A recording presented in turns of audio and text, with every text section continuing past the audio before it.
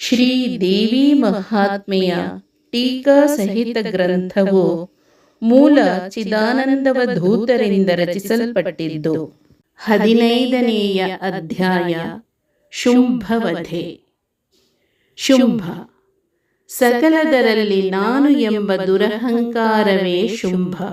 ಹಾನಿ, ಸಕಲ ಹಂಕೃತಿಯಿಂದ ಭವಬಂಧವು. ನಿರಾಯಾಸವಾಗಿ ಪರಬ್ರಹ್ಮನವರೆಗೆ ಸಕಲ ತತ್ವಗಳನ್ನು ತಿಳಿಯಬಹುದು. ಸಾರ್ವಭೌಮನಿಂದ ಹಿರಣ್ಯ ಗರ್ಭನವರೆಗೆ ಸರ್ವ ವಿಷಯ ಭೋಗವನ್ನು ದಾರಿಯಲ್ಲಿ ಬಿದ್ದ ಹುಲ್ಲು ಕಡ್ಡಿಯಂತೆ ಮೋಹಿಸದೆ ಬಿಡಬಹುದು. ಆದರೆ ಅಹಂ ಜಯಿಸುವುದು ದುಸ್ಸಾಧ್ಯವು. ಜ್ಞಾನಿ, ಸುಗುಣಿ, ದಾನಿ ಎಂದು ಜನರು ಹೊಗಳಲು ಅಭಿಮಾನಿಸದಿರುವುದು ಅಚ್ಚರಿಯು. ತೋರುವ ಶರೀರಾದಿ ವಸ್ತುಗಳಿಗೆ ನನ್ನದೆನ್ನುವುದು ಹೇಗೆ ಭ್ರಾಂತಿಯೋ ಹಾಗೆಯೇ ನಾನೆನ್ನುವುದು ಭ್ರಾಂತಿಯೇ. ನಾನೆಂಬ ಅಜ್ಞಾನವೇ ಬಂಧ. ದೇಹ ನಾನೆಂಬ ಬುದ್ಧಿಯೇ ಅಧಿಕ ಪಾಪ. ಇದೇ ಸರ್ವ ದುಃಖಕ್ಕೆ ಮೂಲ ಕಾರಣ. ದೇಹ ನಾನೆಂಬ ಬುದ್ಧಿಯುಳ್ಳವನಾಗಿ ಕೋಟಿ ದೇಹಗಳಲ್ಲಿ ಉಗ್ರ ತಪಸ್ಸು ಮಾಡಿದರೂ ನಿಜ ಸುಖ ದೊರೆಯದು. ಕಾರಣ ತನುಭಾವಬಳಿಯೇ ದುಃಖದ ಕೇಡು. ನಾನೆನ್ನುವುದು ನಾಶವಾದುದೇ ಮೋಕ್ಷ. ವಿಚಾರ: ಸ್ಥೂಲ ಶರೀರವು ನೀನಿರುವ ಮನೆಯಂತೆ, ಸೂಕ್ಷ್ಮ ಶರೀರವು ತೊಟ್ಟ ಅಂಗಿಯಂತೆ, ಕಾರಣ ಶರೀರವು ಹಚ್ಚಿದ ಗಂಧದಂತೆ ಅನ್ಯವಾಗಿರುವುದರಿಂದ ಅವು ನೀನಲ್ಲ. ದೇಹವು ಮೂರ್ಛೆ, ನಿದ್ರೆ, ಮರಣಗಳಲ್ಲಿ ಸ್ವಲ್ಪವೂ ಚಲಿಸದ್ದರಿಂದ ಜಡವಾದದ್ದು.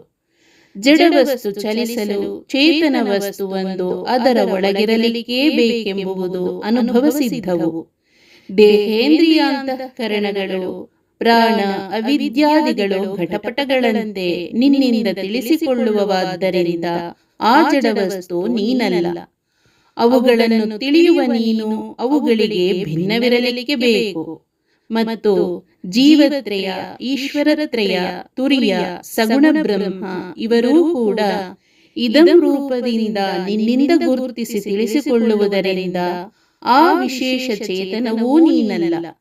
ಜಡವಾದ ದೃಶ್ಯವಸ್ತು ನಾನೆನ್ನುವುದು, ಚೇತನವಾದ ದೃಷ್ಟಾವಸ್ತು ನಾನೆನ್ನುವುದು ಇವೆರಡೂ ನಿನ್ನಿಂದ ತಿಳಿಸಿಕೊಳ್ಳುವುದಾದ್ದರಿಂದ ದೃಶ್ಯ ದೃಷ್ಟಾಗಳೆರಡೂ ನೀನಲ್ಲ. ಇವು ಗಂಡ ಹೆಂಡತಿ ಅಥವಾ ದ್ವೈತಾದ್ವೈತ ಭಾವಗಳಂತೆ ಪರಸ್ಪರ ಸಾಪೇಕ್ಷ ವಸ್ತುಗಳಾಗಿದ್ದರಿಂದ ಮಿಥ್ಯೆ. ಕನಸಿನ ವಸ್ತುಗಳು ಕನಸನ್ನು ಕಾಣುವವನು ಎಚ್ಚೆತ್ತವನಿಗೆ ಹೇಗೆ ಮಿಥ್ಯವಾಗಿ ತೋರುವವೋ ಹಾಗೆ ಜಾಗೃತ ಕಾಲದ ದೃಶ್ಯ ಪದಾರ್ಥಗಳು ಅವನ್ನು ತಿಳಿಯುವ ದೃಷ್ಟನು ತನ್ನ ನಿಜ ಸ್ವರೂಪ ತಿಳಿದಲ್ಲಿ ಮಿಥ್ಯವೆನಿಸುವವು. ತಿಳಿದುಕೊಳ್ಳುವ ವಸ್ತುವಿಗೆ ನಾನೆನ್ನುವುದು ನಾನು ಕಲ್ಲು ಎನ್ನುವ ಮೂರ್ಖನಂತೆ ದೋಷವುಳ್ಳದ್ದಾಗುವುದು. ನೀನು ಸ್ವಯಂ ಪ್ರಕಾಶನಾಗಿ ದೇಹ ನಾನು, ಜೀವ ನಾನು, ದೇವ ನಾನು ಎಂಬುದನ್ನು ತಿಳಿವೆಯಾದ್ದರಿಂದ ನಾನೆನ್ನುವುದು ಯಾವುದೂ ನೀನಲ್ಲ. ಈ ಆತ್ಮವಿಚಾರದಿಂದ ಅಹಂ ನಷ್ಟವಾಗಿ ತನ್ನ ನಿಜ ತನಗೆ ಅರಿವಾಗುವುದು. ಮುಖ್ಯ ಶತ್ರು ನಾಶವಾದ್ದರಿಂದ ದುಃಖ ಪೂರ್ಣ ನಾಶವು. ಕೋಶ: ವಿಭೂತಿ ಅಂದರೆ ರೂಪೋ, ಸಿರಿ. ಕೈ ಅಂದರೆ ಶಸ್ತ್ರ. ದಿಂಡು ಅಂದರೆ ಶರೀರ. ಖಾಡಿ ಅಂದರೆ ಭಯಂಕರ. ಆಯು ಅಂದರೆ ಅಳುಕುವ ಸ್ಥಾನ. ಡೊಕ್ಕರಿಸಿ ಅಂದರೆ ಬಿಗಿ ಹಿಡಿದು. ಸಂದು ಅಂದರೆ ಸರಿಯಾಗಿ. ಸಂಧಿಸಿ ಅಂದರೆ ಸೇರಿಸಿ. ಡಿಂಕೆ ಅಂದರೆ ಹಾರಿಕೆ. ಕಕ್ಕಸ ಅಂದರೆ ಬಗಲು. ಅವಟು ಅಂದರೆ ಕುತ್ತಿಗೆಯ ಮೇಲಿನ ಭಾಗ, ಗೋಮಾಳಿ. ಹೊಂಚು ಅಂದರೆ ಅಡಗು, ಜಪ್ಪಿಸು. ದಂಡೆಯನಳವಡಿಸು ಅಂದರೆ ತಲೆಯನ್ನು ಬಗ್ಗಿಸು. ಚಿಗು ಅಂದರೆ ಸಂತೋಷಪಡು. ಪೊಡಮಡಿಸಿ ಅಂದರೆ ಬಾಗಿ. ಉಪ್ಪರಿಸು ಅಂದರೆ ಮೇಲಕ್ಕೆ ಹಾರು.